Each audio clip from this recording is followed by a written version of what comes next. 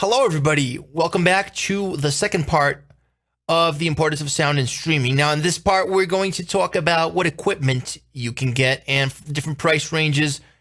So I hope you guys enjoy this and I hope it's helpful. This is the main reason I'm doing this is because I want to actually help the community, help other streamers. And I think that there's not a lot of information out there for these specific purposes. And I think that if you take the information that is discussed here between Alan and me, you can really like take your streaming up a notch.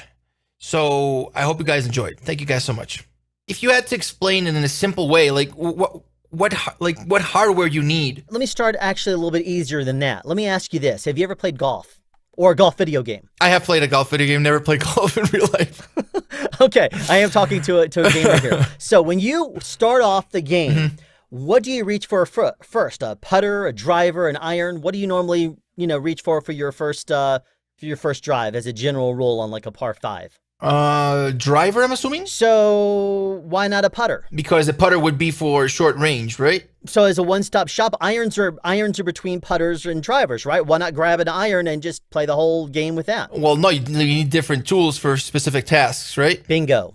That's the reason why. Microphones, just like in golf with your putters and your drivers and things like that, microphones are tools. You use them for different things when you're a professional. They may be better at recording one type of sound than another sound, which is one of the reasons why you don't really see a lot of pro sound people all that thrilled with the USB microphone options that are being used by Twitch streamers. As a general rule, people who do streaming or do any kind of a live interactive sound type thing, they need to concentrate on getting a dynamic microphone because their environment is not acoustically treated. If you are dealing with an acoustically treated studio, you have foam up, you're not getting a whole lot of reverb and things like that, then you can actually go for more of a condenser microphone. But even then, you got to be careful. But dynamic microphones are what I think that you should really be concentrating on. Because, for example, let me show you a couple of examples here. If you were to say, okay, I'm going to go ahead and money is no object. I'm going to spend $2,000, $3,000, $5,000, whatever, and get the very best stuff I possibly can. You could use something like this, a Neumann TLM 103, which is about $1,100 microphone. And you say, great, $1,100 microphone. That's exactly what I need.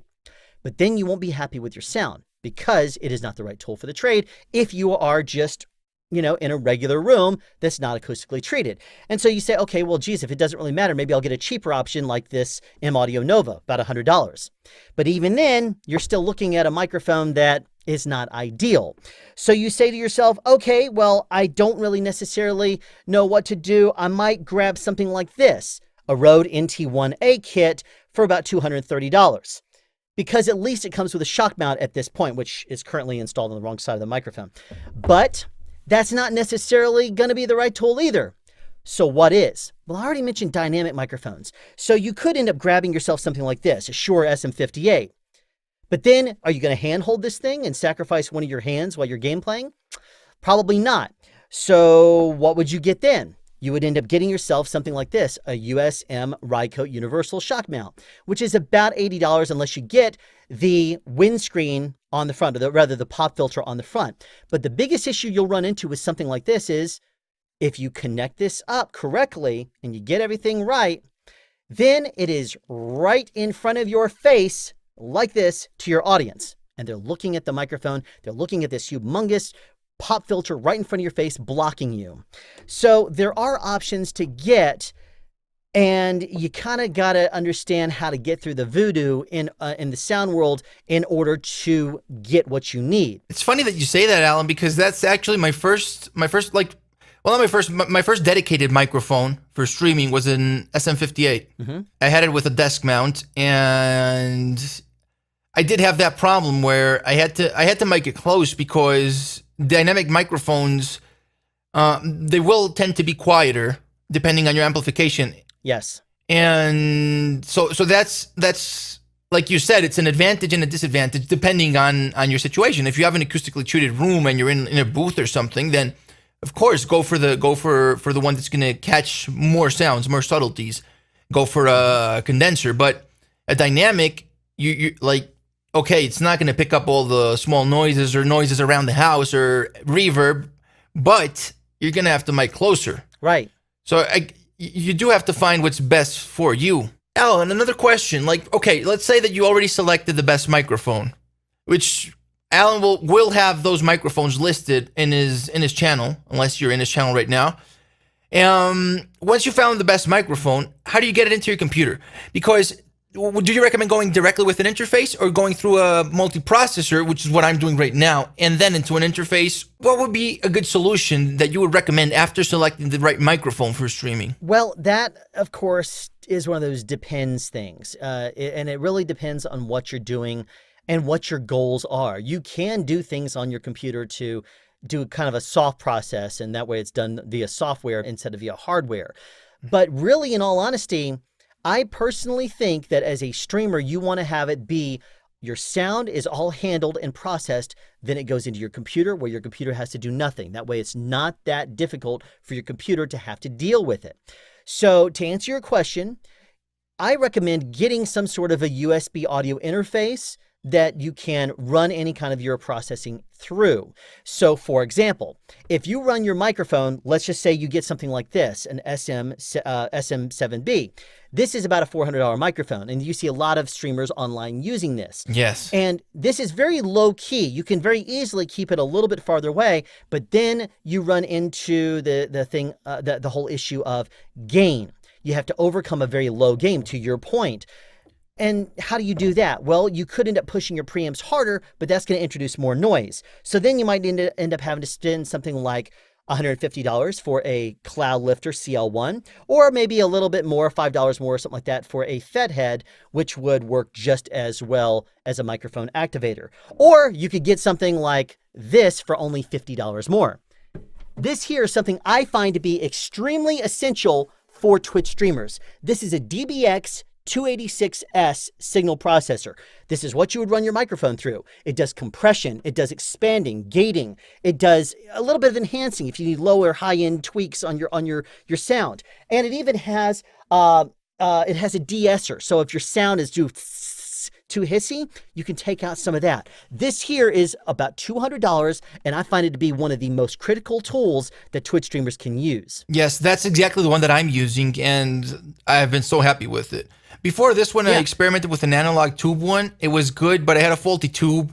Had to bring it back, and it was a whole thing. I got this one, and right out of the box, it's been perfect, and all of the functions it has are life-saving for streamers. Yes. You do everything before you send it to the computer, and this is always an advantage because I have experimented with virtual mixers and, you know, sending it through Audition or sending it through plugins. And the thing about that is, first thing is it uses resources, and second thing is, as anything, it can crash. Like I had some crashes or some freezes while I was streaming, and I mean, in my opinion, there's nothing like more unprofessional than your equipment failing while you're on stream constantly. And you're taking that risk when you're using virtual solutions. If you have an analog solution like you just suggested with the 286. You're all set. You're just sending. I mean, your computer is just detecting that input through USB and outputting it to your stream. That's it. There's no extra processing done by your computer. No crashes. It's just analog until it gets to your computer. And this 286S, just so you know, you can find fairly inexpensively in the alternate version, the 286A. It's the exact same thing. It's just a black. It's just got a black faceplate instead of the silver, and that's all the only difference is. I reached out to DBX a couple of years ago and I asked them, "What's the difference?" And they said, "Well, we changed the color of the faceplate." Nothing else? No, not really. So, I mean, unless they were just telling me, you know, giving me a line, but if you look at all the features, they're exactly the same. So you can sometimes find an older piece of gear like the 286A online, and that could save you a little bit of money. You have $55 in your pocket, you can get yourself a brand new Samson Q2U. This is the microphone I think is a must for anybody who is starting out doing Twitch streaming, YouTubing, whatever. The reason why is because this microphone has both an XLR and a USB output right there. Plus, you can also plug your headphones in directly here and have latency-free monitoring so you can hear on the fly from this microphone right here. For $55, you could start out by plugging this in USB, and because it's a dynamic, it's going to work great on your system. So yes, you do have to have it a little bit closer, but it's also smaller as you notice. You could get yourself something like a $20 boom arm online, and that would at least allow you to hang it up, but then you're talking about getting a shock mount. There are cheap shock mounts you can get for this, so that way you don't spend more than total about $80, including the boom arm. So this right here is, I think, a gem for what it offers, being that it is a great sounding analog microphone, especially for the price, and you have an XLR out also, so that when you're looking to finally upgrade your audio and ditch the USB aspect of it, you could still use the same microphone coming out of here into your XLR interface. And if that for some reason malfunctions and messes up, you still have the exact same sound by plugging up your USB again. So this is a microphone you can start off with and grow with. I really strongly recommend people getting this microphone if you don't have much money and you're looking to start off your streaming career online. Alan, something that I think would be interesting to do is talk about what not to get. It's easier to recommend things than to say, like, I don't think you should get this, or maybe you should stay away from this, because I see a lot of people getting equipment. I did it at first. I have a lot of things that I have to get rid of because I bought one and it was like trial and error, and this one wasn't the best one for me, so I got another one. So what would you say that people should avoid when they're starting or when they want to improve their sound? What should they not get? In very simplest possible terms, the things to avoid are the things that are going to take away from your audience's experience with you. If it is a big microphone, like the Blue Yeti, it's going to be right there all over your screen. To me, I'm not a fan of those, because in order to get them not to be so obtrusive and to take over your frame, you got to get them farther away. In your stream, for example, it is just barely off to the side. I actually had to look for it before I really sounded, because I'm like, he sounds spot on. He sounds really good. But when he turns his face to look down at his chat, I hear him go slightly to the edge of the microphone, and that's when I said, so he's turning away from it. That's when I noticed it. That's the way it should be, because if I'm sitting there doing a stream and I look like this, and you don't even see my face, then why am I showcasing a microphone? I'm completely covered up.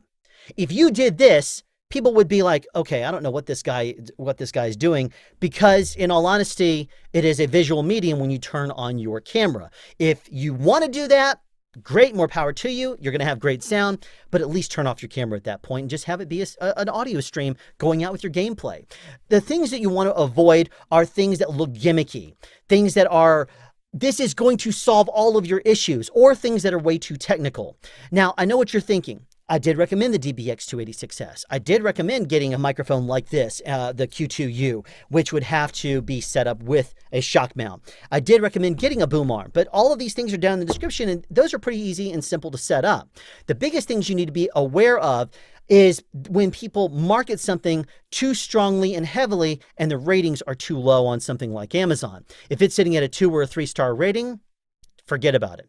Also, if you do have a USB audio interface, for example, and you get yourself a $100 one, which there's a bunch of great ones in that price point, don't expect it to be your everything. I mean, it's just simply allowing you to get your microphone into your computer. Gotcha. OBS and even the Streamlabs version of OBS, those things do have built-in signal processing. You could do noise reduction and compression and things like that.